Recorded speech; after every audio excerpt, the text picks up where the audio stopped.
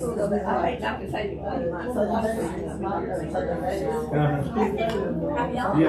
he's over there. It wasn't me. This is fine.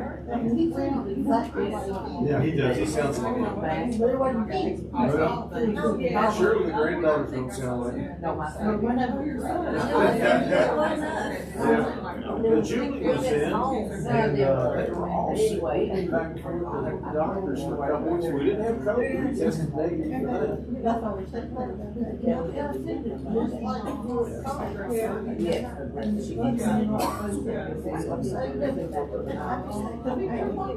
No, what? He's been there for 3 months.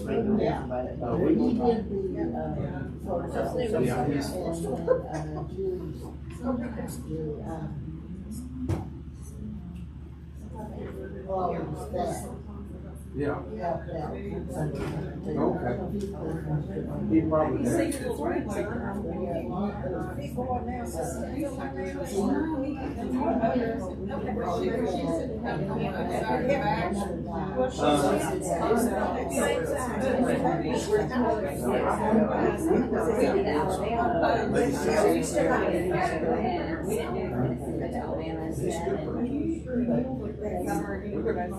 Good preacher.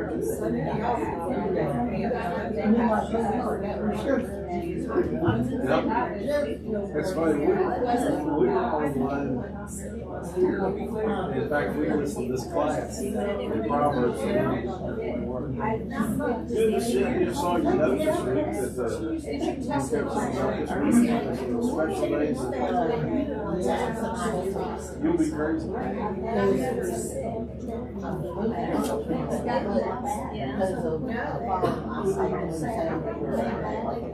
And don't you get front when your car comes shop don't get yourself run over. Yeah,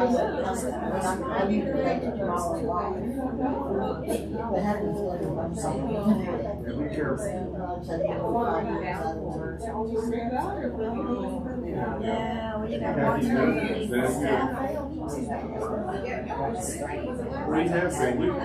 She's been sick for a couple of weeks. She got some kind of she was taking some medicine.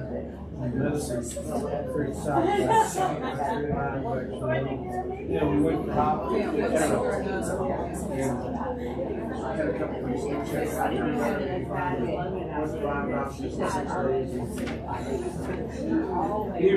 yeah, they're rolling out all this, and it's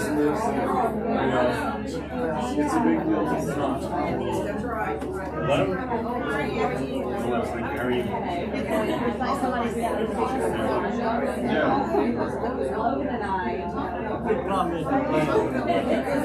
Yeah, so we tried to.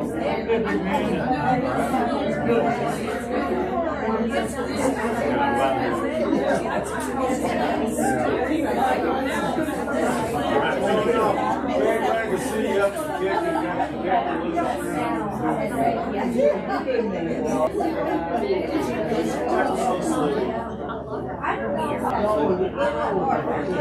and both of them, I think. Carol and Mike put boats all over the water. So you don't need to like been on one.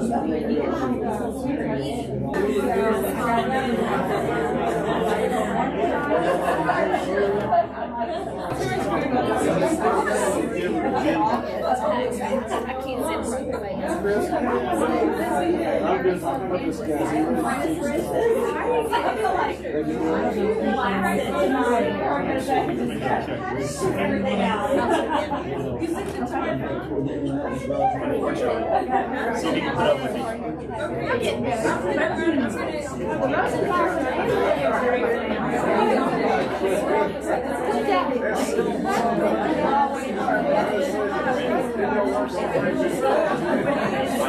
He's teaching us something.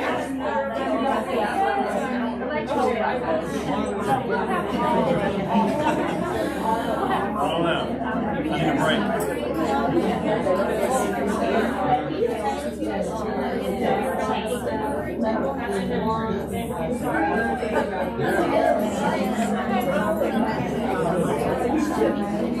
I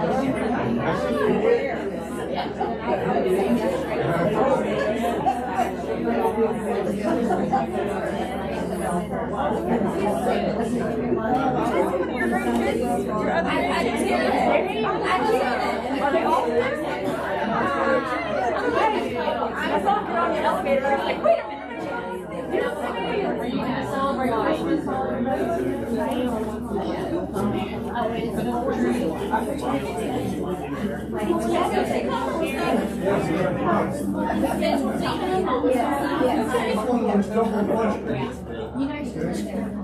I said it's one of those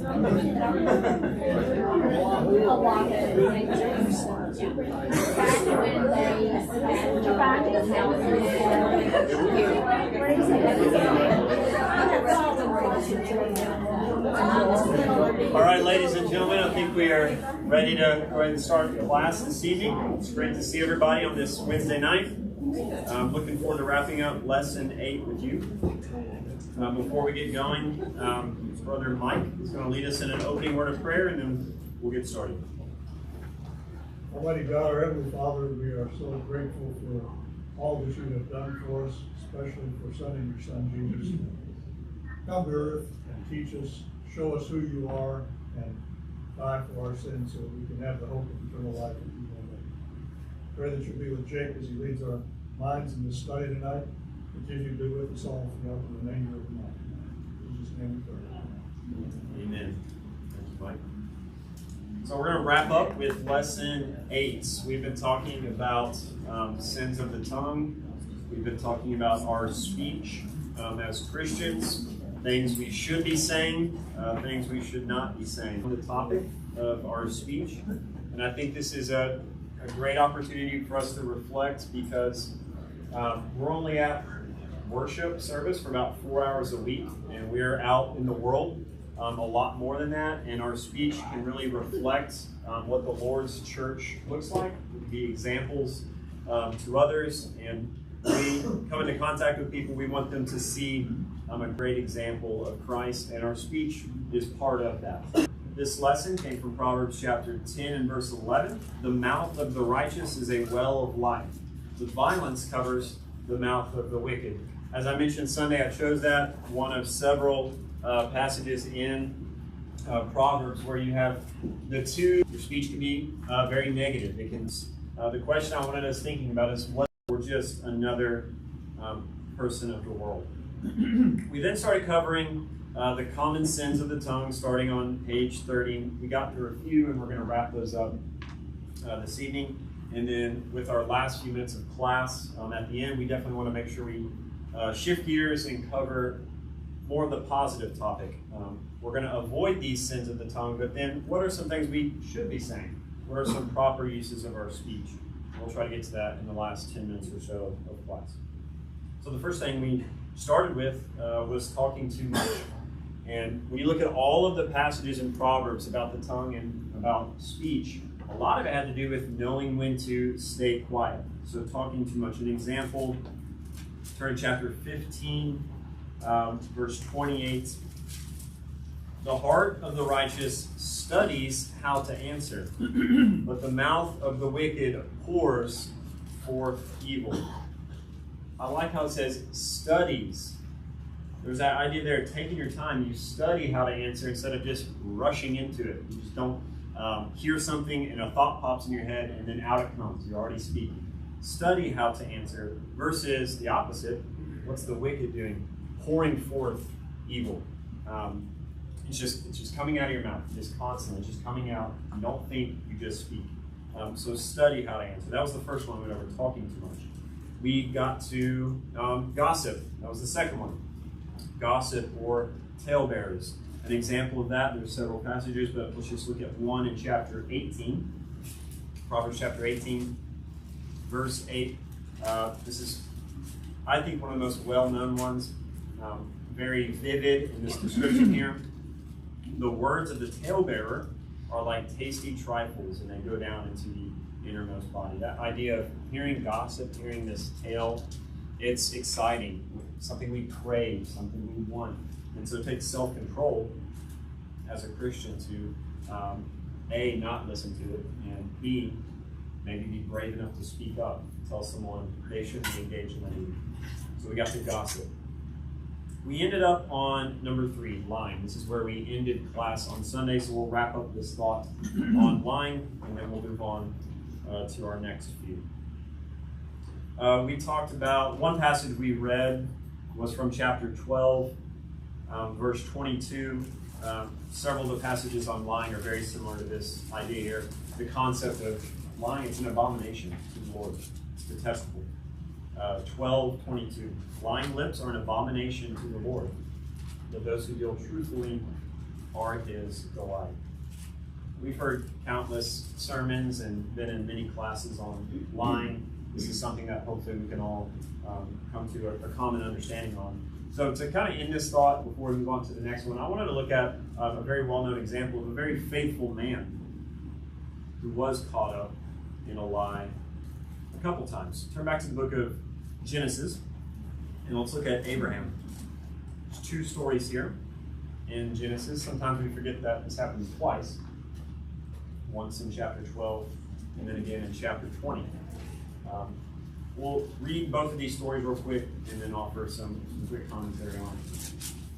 Could somebody read the first one for us from chapter 12? And this is right after we are introduced to Abraham. Of course, he's still known as Abram in chapter 12, but we were just introduced to Abram just a few verses ago. So this is a story pretty early on.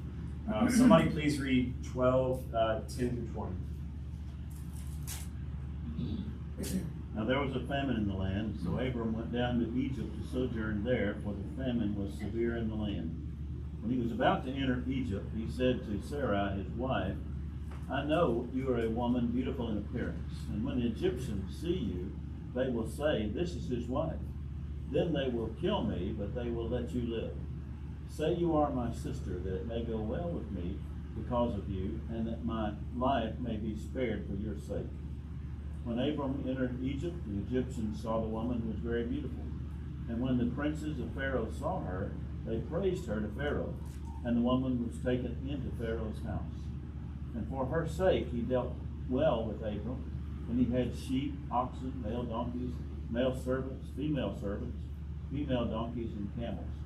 But the Lord afflicted Pharaoh and his house with great plagues because of Sarai, Abram's wife.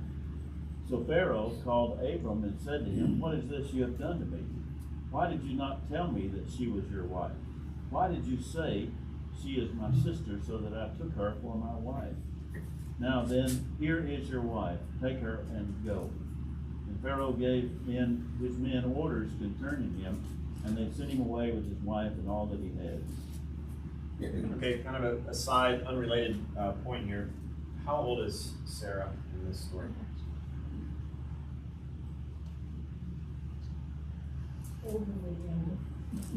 When Abram left, he was 75.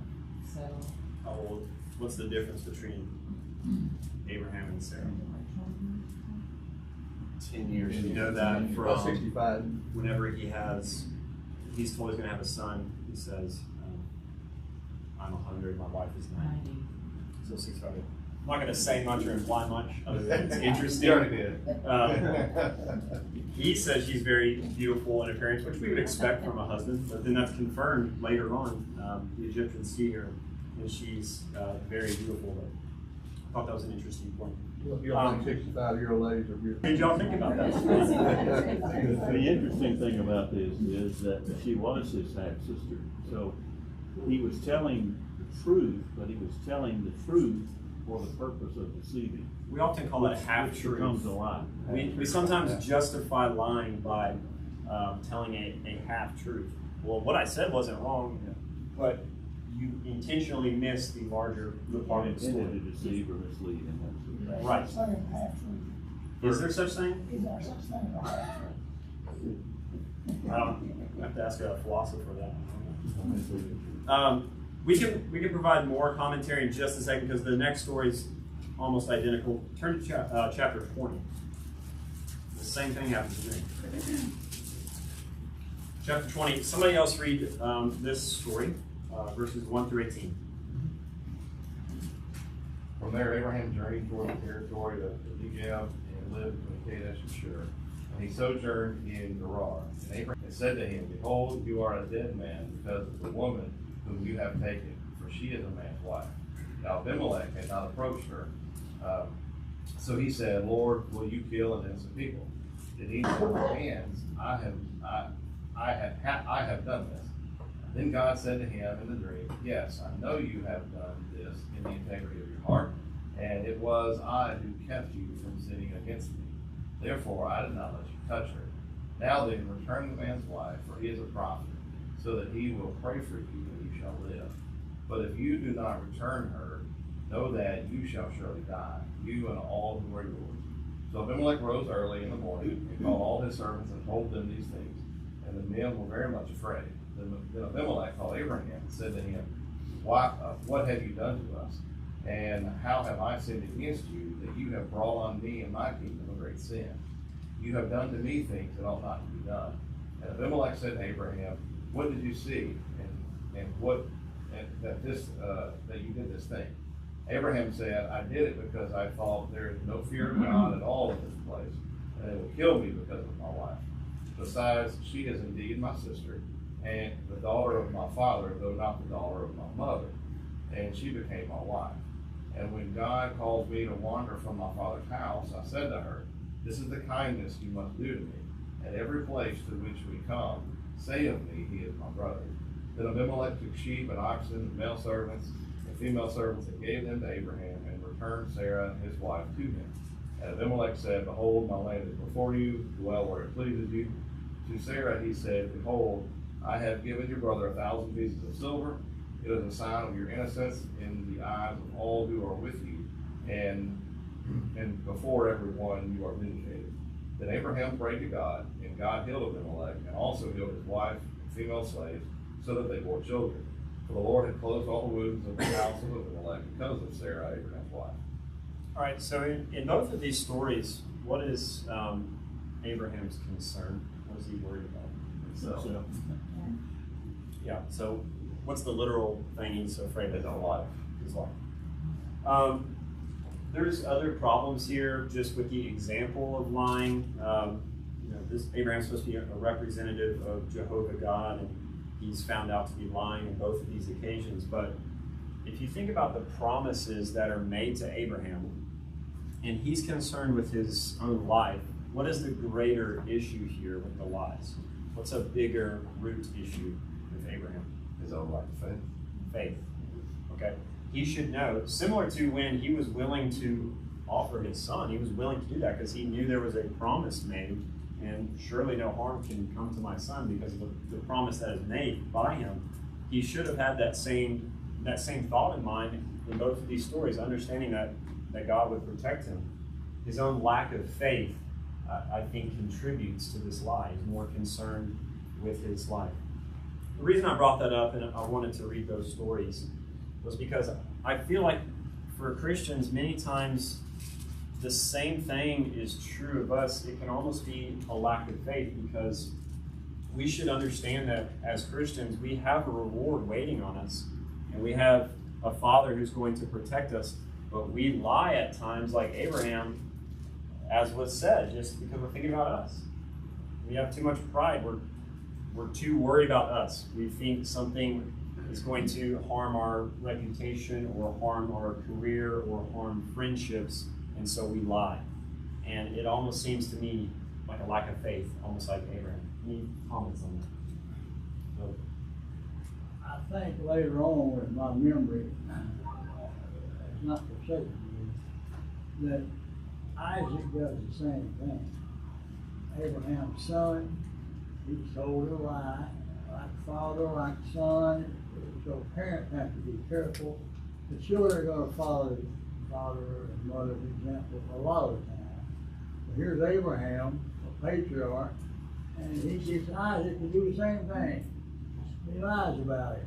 And but at least Abraham and Sarah were half brothers and sisters. Sarah, when Joanna was the daddy, was, like I said, it was for the wrong purpose. It can be a little difficult to wrap your head around it, because on the one hand, I would think, well, why didn't he learn his lesson the first time? Well, then you read close, you're like, oh, well, he was rewarded. Like, I mean, he was given a bunch of things both times, and the other party was the one that's punished. And so it takes a little deeper reading and understanding of how things go after that to really get your mind around that. Because Eli Consequence, and so next time. When he was he didn't pick out exactly what the other. So we reason in our own head. And nor did God say that Abraham lied. Abraham told the truth, because it is his half sister, right? I think what you said was a very important thing. He did not trust in God. And what we see is the evidence of him not trusting in God and taking the route that instead of, because God told him, I'm going to multiply your seed, blah, blah, blah. So he's saying, I'm going to die. So he told the truth, but he told the truth that was going to save his life, which ultimately meant that he did not tell the truth that God wanted him to tell or have faith in God. When we see this thing unravel is right in chapter 21 with his wife. She turns around, she gets pregnant, or she doesn't think she's going to get pregnant, and says, oh, go have Hagar. Well, God was trying to build him about trust. Hey, the same thing. What made him a friend of God? You said, oh, I knew that you could go ahead and raise up my son. After I kill him, he said, I knew you could raise him up. What happened to that faith? So I think the lesson, if we really get the lesson, is we sometimes can be on point with God and easily go astray. Not so much of, hey, you know what? I can tell you something. I can tell you the story that's true, or I can give you more details than you need to know. I think his not giving the details he should have gave is a problem of lack of faith. And I think we'll look at it and say, at first blush, it's a lie. Look, he didn't trust in God, and so his actions were not trusting in God. That's why he said what he said. I think the Old Testament, though, was not written in chronological order.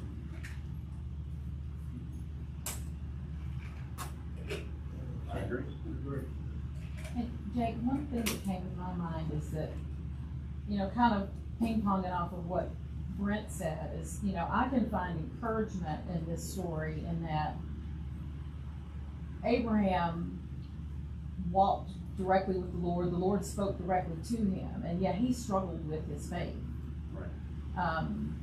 You would kind of think that if anybody didn't need to, he would be one of those people. So if, this was early in his walk with the Lord, and, by the time he sacrificed Isaac, if Isaac was born when he was 100 years old, by the time that whole thing went down, that was probably a good, 20 years later. So, we're talking about, another 45 years that Abraham had to grow and mature and learn to grow and trust. So while I think that what we've said is accurate and we can learn from that in a negative way, I think I can also learn something about grace and mercy and maybe giving myself, a little grace to, if I'm stumbling in my walk sometimes, that's okay, because, even the greatest heroes of faith did too.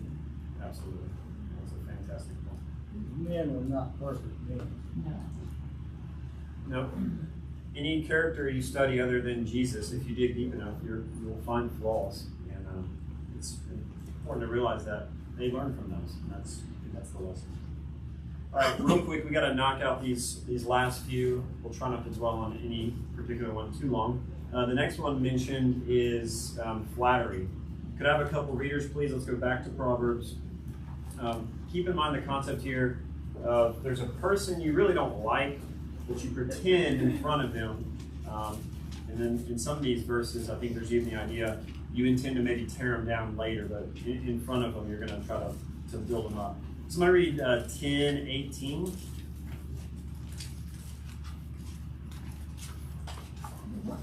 The one who conceals hatred has lying lips, and whoever utters slander is a fool. Okay, that concept of concealing hatred, I think almost implying there, like you're in front of the person, you're going to hide your hatred, but then you'll share it later. 27 and verse 6. I read 27:6.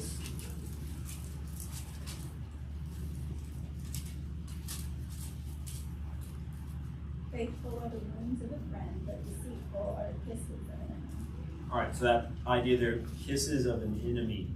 So they don't like you, but they're going to kind of pretend to. They'll puff you up, they'll build you up a little bit, just to tear you down later. And lastly, 28, 23.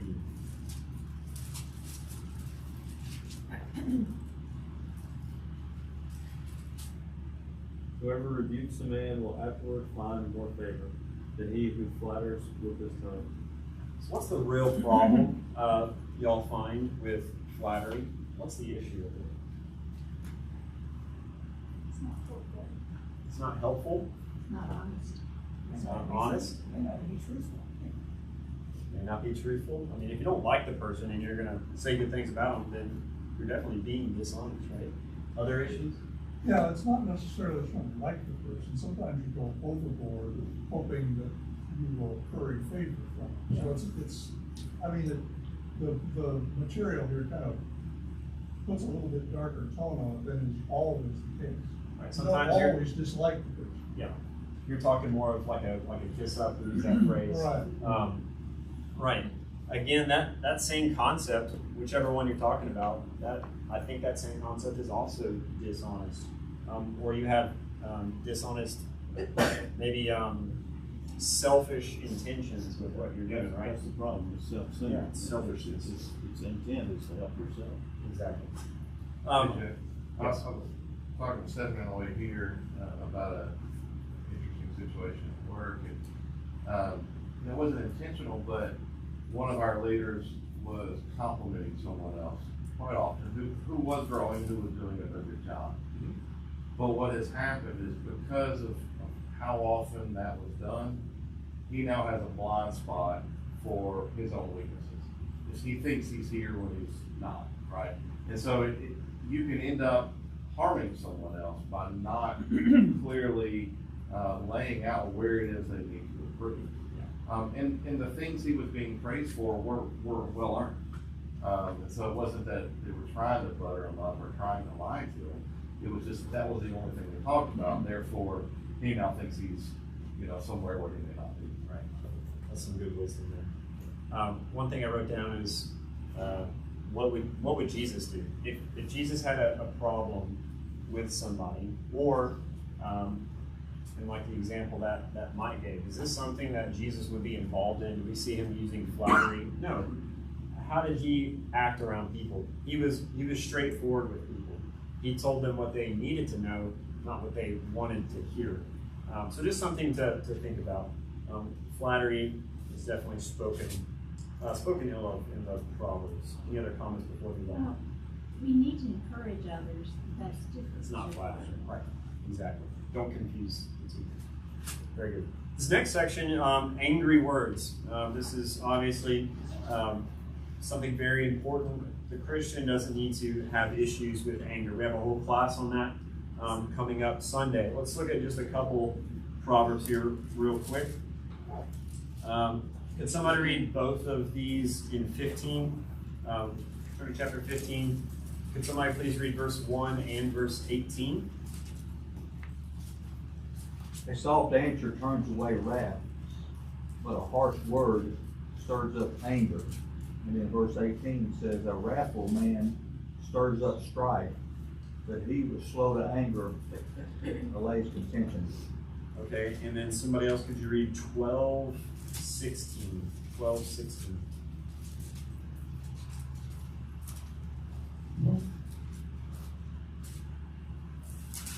A fool's anger is known at once, but a prudent man conceals his honor.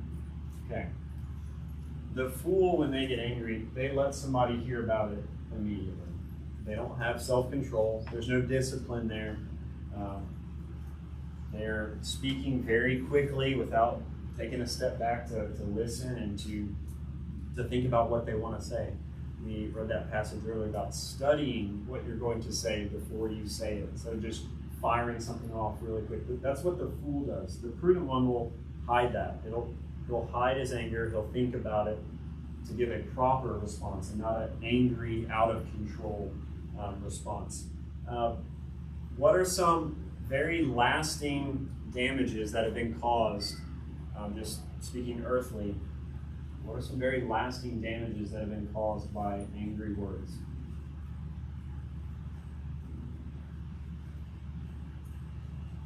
The divorce. What else? Death. Death? Absolutely. end of friendships. Yeah. Very sad to see a great, strong friendship, and it's ended because of a lack of being able to control one's anger. What else? Your character. Did you say it again? Your character. Your character, right? You lose your reputation because of these hurtful words. Hurt your children. That was the next one I had written down. Children, there's a number of ways you can hurt them. I put children estranged. These children never want to see you again because of how you treated them in their upbringing. You were angry, you had no control. So many earthly relationships severed because of angry words. The author, Mike, he wrote down the lyrics to that song we know well about angry words. I won't read the whole thing, but let them never from the tongue unbridled slip. Remember in James, we talked about bridle the tongue, control. Check them ere they swirl the lip. Love is much too pure and holy, friendship too sacred far, for a moment's reckless folly, thus to desolate and mar. Angry words are lightly spoken, bitterest thoughts are rashly stirred, brightest links of life are broken by a single angry word. So be aware of how you speak. We'll all next week talk about controlling that anger. Any other thoughts on angry words? Absolutely. You know, Christ, I read this verse and I've been thinking about it. In Mark 3, verse 5, you know, they got the controversy over the Sabbath and the healing in Christ. Well, in verse 5 says, so when he had looked around, he's talking to these Pharisees, when he had looked around with anger, being grieved by the hardness of their hearts. So, does angry there mean angry? You can be angry and sin not, right? Or could it mean he was distressed? I'm fine with anger. Nothing wrong with being angry. It's how you present that anger. It can be out of control. It can be rude. It can be tearing down. Or it could, like Jesus, your anger could be righteous. Would it grieve me? Yeah. I think there is absolutely room to be angry, especially with sin. Sin should anger us, but how do we present that? Hopefully with control. We're typically not angry about click out. It's because somebody did something to us and something we're acting out. When it comes to sin, when you see Jesus walking in there with the whip, flipping over tables and said, "Are y'all tripping? This is my Father's house. You're not supposed to be doing this mess in here." And the Bible, he did not sin. So we miss it because the only thing we really should get angry about, truly, is when it comes to sin. Our anger is often selfish. These last two, real quick, about 5 minutes left before I want to get to the proper use of our speech. This next one is about sarcasm. Is sarcasm wrong? Nope. No. I use it all the time. Yeah. Chrissy will be telling me about the week's weather coming up, and she'll read the highs off. 98, 99, 102, 104, 103, and I'll say perfect. You know, I'm being sarcastic. There's nothing wrong with sarcasm. It's a form of humor. As Henry was telling us about on Sunday, where he's from in Ghana, that's just kind of the style of humor that people have in the area that he grew up. When is it a problem? When is sarcasm a problem? When it's offensive, you hurt people's feelings. Right, it has to do with the intent. You're using sarcasm to tear someone down. You're using sarcasm to make someone look bad. You know, you want to try to be the funny guy and have people laugh at you, and it's at someone's expense. You tear someone down and make them feel bad. Sarcasm can be a tool to tear people down, and that's when it's a problem. Any thoughts on that? The proverb written down was 12:18. There is one who speaks like the piercings of a sword, but the tongue of the wise promotes health. So again, we have those two opposites. We can use our speech to pierce someone like a sword, and that's kind of what that hurtful sarcasm sounds like. Or we could use our speech to promote health.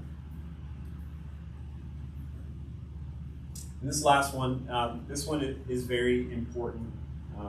because I think many Christians can fall into this trap. And that's just using just profane language, filthy language. Let's read a couple passages real quick. Let's turn to the New Testament. We read this Sunday, but somebody remind us about James 3 and verse 10.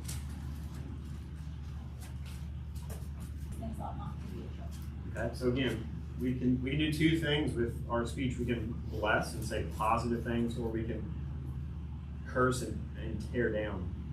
And then I think more fitting for this topic is Ephesians 5 and verse 4. If somebody could read that, please.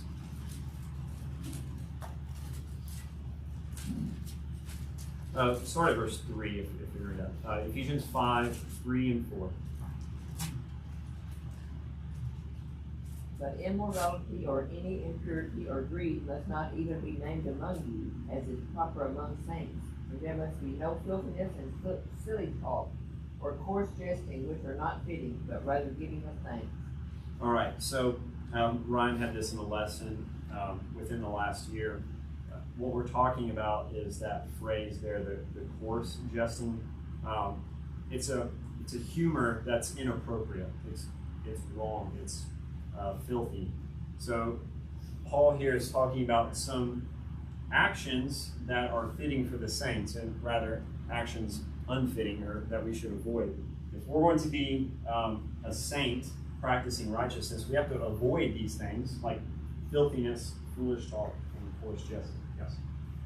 I really think the bigger problem among Christians isn't so much the actual filthy talk or cursing and so forth, but it's falling into the habit of using euphemisms that everybody in the world knows exactly what kind of emphasis you're putting on a particular comment or something. And just because you don't actually say the dirty word, but you use a euphemism instead, we sometimes think that that's okay. Yeah. And it isn't okay. We took the R-rated thing and we turned it into PG, and now it's okay, right? Well, it sometimes 13. I mean, it's not necessarily always the case, but I hear a lot more of a problem among Christians all over the place, using the euphemisms and being okay, and we shouldn't any of us be okay. Yeah, I think you're right, and we say things like that, and I think if Jesus were in the room, we'd be embarrassed by what we said. But we're around people of the world, and so we think it's okay. I think another issue, not using the filthy language directly, euphemisms could be an issue, but just accepting and condoning it around you and not really standing out and just being a part of that, and no one knows that you think that that's inappropriate or wrong. You just accept it from your friends and from people around you, and you never say anything about it. I think accepting it in that way is equally a problem. Any thoughts on that? I don't know about you guys. I feel like a dog sometimes. I read the tracks. I just don't measure up to a lot of this. I've been guilty of a lot of this stuff in my life. My thoughts still go to some of that stuff. It's hard. It is. I think studying a book like Proverbs is great because we're going to be reminded of things that we need to work on. There's a lot of wisdom in the book. Very good comment. Yes. How about, that's what I wonder. Obviously, I heard a lot of bad language when growing up. So when I found out I wasn't supposed to do it, you just don't do it. But yet when I look at kids' cartoons, even good old Disney and everything, how often do we laugh at something that really has a wrong tendency? So I think we gotta be really careful what we're watching, listening to, even G things. Yeah. Very good, very comment. And especially when we're raising children, making sure to set that example for them. What what kind of media is going to be consumed in your home. All right, we're down to our last 7 minutes or so. I wanted to end the class on a positive note, talking about the opposite. We talked about 7 things to avoid that Christians should not be doing with our speech. Let's end with the opposite. What are some very positive and proper things that we could be doing with our speech? So we're going to look at these 4 things briefly from page 31. I think this first one is good. We don't have to go there because we already read from chapter 15 and verse 1. But we can use our speech to calm anger. So most of next week's class is all about anger. Obviously, a Christian needs to avoid anger, but we can use our speech to calm that. We can use our speech to calm anger and to settle people down. And I think it's good to do that. If we see something in the workplace where 2 people are getting really, really angry with each other, it's getting out of control, don't be afraid. Obviously you don't want to be in harm's way if there's going to be an actual fist fight, but we can be that person to help diffuse that and calm things down. Maybe wait until it's done and then you go talk to that one of them at a time individually, but be that person to kind of calm them down. Be a calm voice. I think in the workplace would be a very good thing to do. Any thoughts on being one that can calm anger and not add to it? One of the things is to know when to back away and not say anything. Right. Give space before you come back. Right. And pray about it so that you'll say the right thing. Exactly.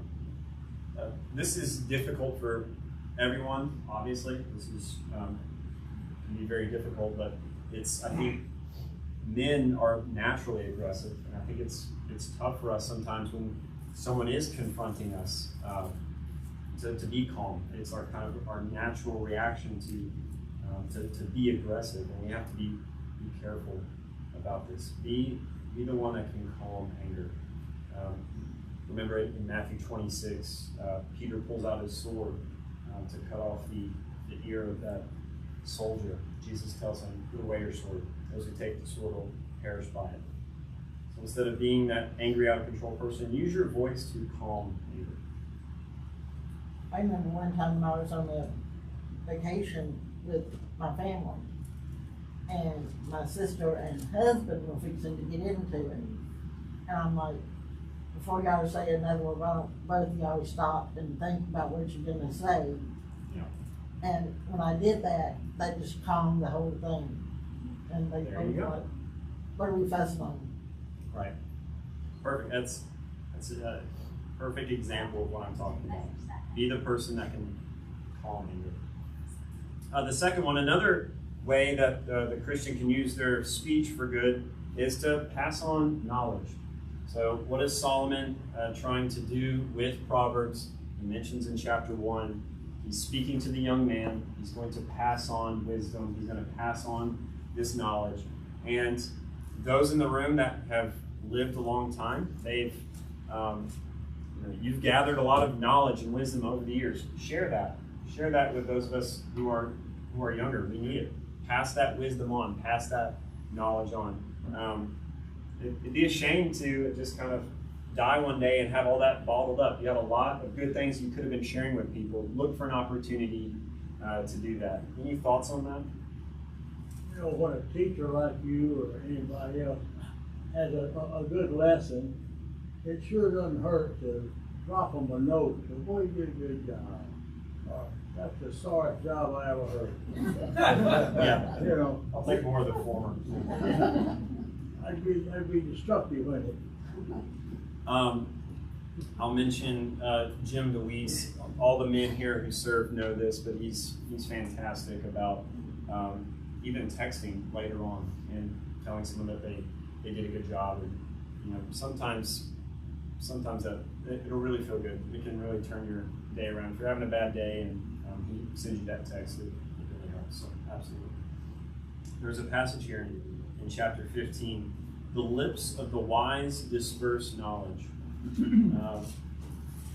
Be the person that can do that. If you have some knowledge, if you have some wisdom on a subject, don't keep it to yourself. If you see an example, especially when you can help a younger person in making a good decision, pass that knowledge on. So be a person who disperses knowledge. Number 3, rebuke sin. We can use our voice to rebuke sin. There's a couple Proverbs here. I'll take the first one. Somebody else could be turning to chapter 28. In 27 and verse 6, faithful are the wounds of a friend, but the kisses of an enemy are deceitful. Can somebody read 28, verse 23? Whoever rebukes a man will afterward find more favor than he who flatters with his tongue. Right, the person willing to correct and rebuke is described as a friend. What would have to take place in that rebuke for one to be described as a friend? What do you think is implied in that? It's done with love. What else? I think you have to get to know the person so you have a relationship. You can just go up and rebuke someone. It's a good start. Right. Somebody you're real close to, you can say about anything you want to say to them. I've got a friend I was in college with. We're still good friends. I have talked to him, I'm blue in the face about the Bible. But he's still my friend, you know. He doesn't believe what I tell him. But a friend, he stays with me because he knows that I'm an honest man. Right, and you could correct him and he would listen. Right. The last point I had here is, I put all those things and I agree with all those things, but don't let those keep you from doing the right thing. We're told to rebuke, and we do talk a lot about, well, it needs to be out of love, and we need to have a relationship, and we need to do it the right way. We talk a lot about that, but at the end of the day, do it. It needs to be done. Sin needs to be corrected. You know, many times rebuking, when you rebuke someone at that particular time, it might not be fruition for them. Right. But later on, they will start thinking about what you said, hopefully, yeah, and they may change their life. Yeah, even if you know the person, and even if you do it with the right intent, it could still get ugly, and they get angry. But it's a great point. Your initial reaction is always to be defensive, but you'll think about it later. You'll think about it as the days go on, and it could do a lot of good in the end. And the very last point here, we're going to run out of time, is encourage others. There are proverbs on all of these. You can understand why the tongue is compared to a tree of life, a well of life, a honeycomb, an apple, choice silver, and good food. The tongue is compared to all of those because we can use it to encourage others. All right, so Brent is allegedly talking about self-control and anger on Sunday. So if you want to prepare for lesson 9, you can look at some of the proverbs on that subject before Sunday.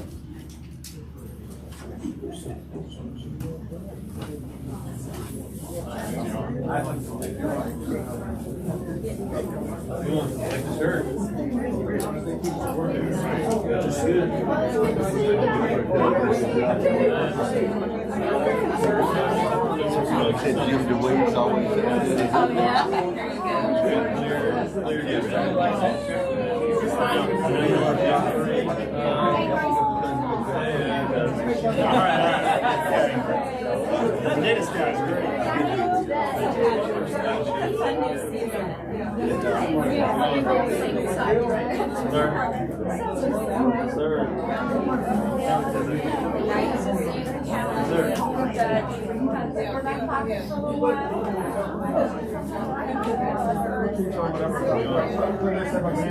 I got cleared yesterday.